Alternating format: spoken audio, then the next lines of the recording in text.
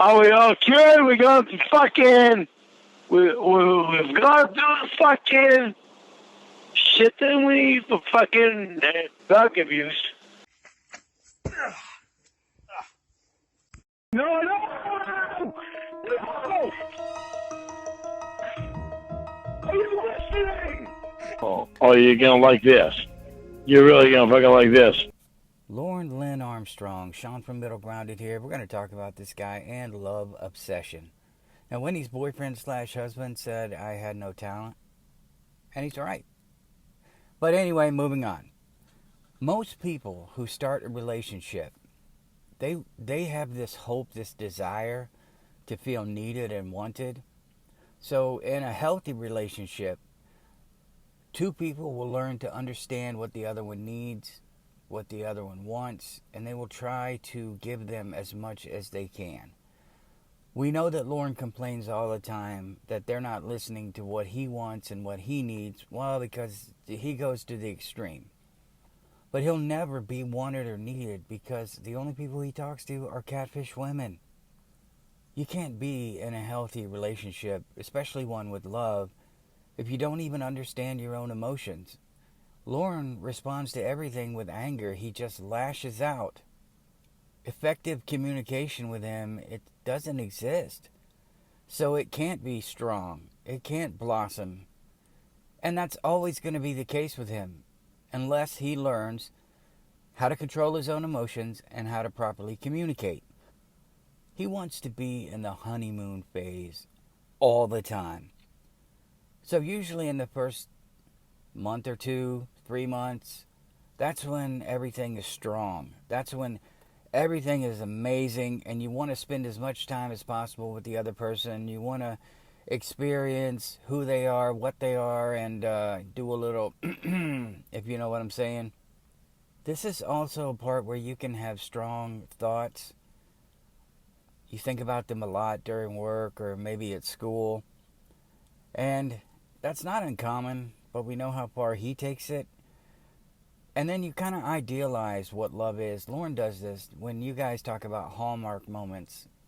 He kind of idealizes how this is. He wants to stay in the honeymoon phase because at the honeymoon phase, your faults, your problems, they're usually not brought to the forefront. So you can be as stupid and as dumb as you want. You know, I guess it's the same thing. You can be as giddy as you want. You can be as cute and clever as you want. So Lorne puts up a wall. He doesn't want to move past it. He wants that initial burst of love, like the video where he's talking to Casey. I loved you, Casey. I've loved you for a long time. Whether you know it or not doesn't matter. I do, and that's all that matters. He wants that initial burst of love to hover in that honeymoon area and to not really move forward, to just stay in that pocket for as long as possible. If you have ever seen the show You on Netflix, that is an extreme case of love obsession.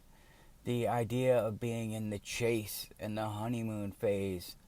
Lorne would be in a show called Good and You, and he would be the same, except it'd be a little bit more redneck.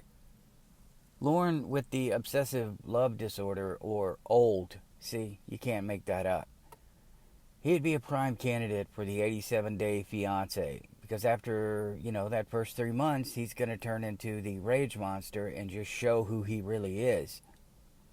Another issue for him is a lot of relationships are not healthy. They'll never be healthy, and you have to be able to understand and identify when that's the case. You have to seek support. You have to prevent, in the future, mental health problems.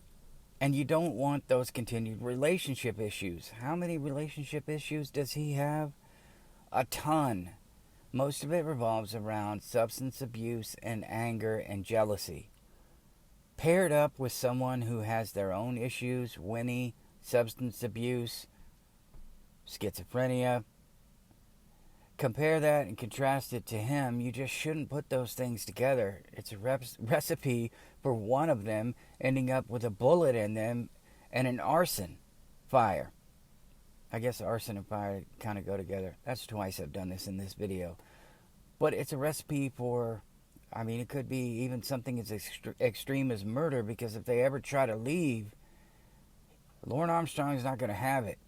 Now, Winnie, I don't think so, unless Lorne was beating her. I'm getting off topic, but the point I'm making is he needs somebody that's compatible with him, and in his current state, there is no one that is compatible.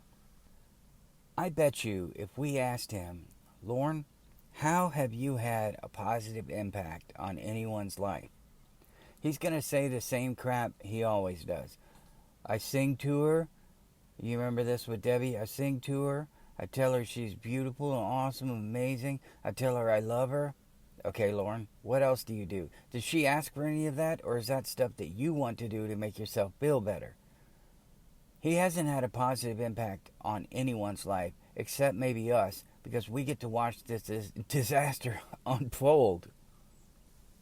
You also have to ask, what am I getting out of this relationship? Sex? Money? A place to live? I've talked about this in other videos. Those are things that Jamie Amy would probably provide for him, because she's a famous porn star with a lot of money, and that would be perfect for Lorne. He wouldn't have to work. He could just live off of somebody else and still try to be in control of the finances. Think about this. One of the partners, and we know who it's going to be, constantly feels superior and above their other partner. It's not necessarily a control thing, not necessarily a narcissism thing. It's something that can occur with obsessive love disorder, with relationships in general. You need to watch out for that. That is a toxic trait. Make sure you pay attention, and if that's in your relationship, you need to evaluate whether or not you can stay. Do you remember all of the times that Debbie tried to tell Lorne that Winnie wasn't good for him because the negatives outweighed the positives? Again, because he can't accept it. He wants to put that wall up and still believe that Winnie's going to say those sweet nothings, that they're in that honeymoon phase, that they're pursuing each other. He just wants to ignore all of the negative things and focus on the positive. Now, of course, it's Lorne, and he's desperate, and he can't get a real woman. But that doesn't change the fact that he's guilty of that. I don't know if Lorne would ever do this, but something that occurs in these unhealthy relationships, when a partner tries to involve the other in something illegal, well, better yet, something unethical, possibly uncomfortable. That would be, remember I told you the story about the husband who kind of pushed his submissive wife into having a three-way with another woman? That would be something that would be considered uncomfortable, not unethical. Sex is sex. I wish people would stop worrying about what's between people's legs and what they do with it, as long as it's legal. But what I'm talking about is, I don't know if Lorne would push, would he have included a woman in the thievery from Betty? I don't know. But there are other things. Drinking and driving. Lorne pushing them to get in the vehicle with him and just making it something acceptable. I don't know what goes on in his personal life, what he does with Roy behind closed doors. But that's something you watch out for. If Lorne or his partner were to feel worse about themselves as the relationship goes on, which I did, and I know my ex did, we just started not giving each other what we needed, and it was irreconcilable. But if that happens and you start to feel worse about yourself, it's time to move on. But Lorne can't. He'll never be able to, and the catfish women won't, because they're catfishing him.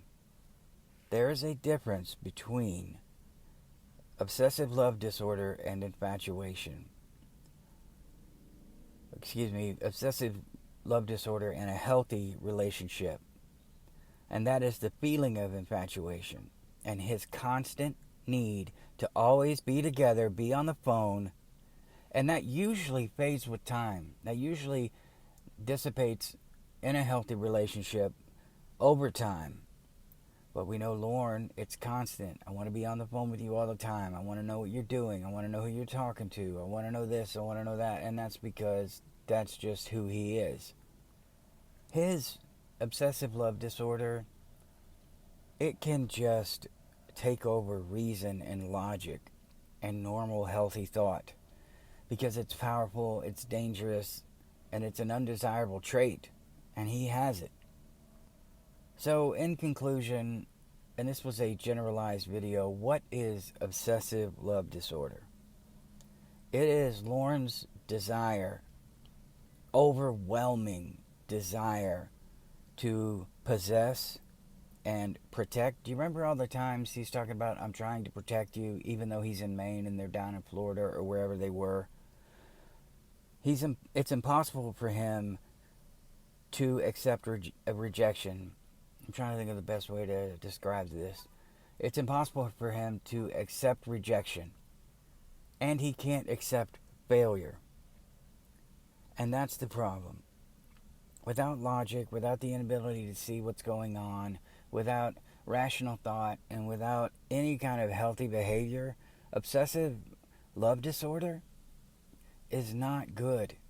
And you're witnessing it with Lorne and every single catfish woman that comes along.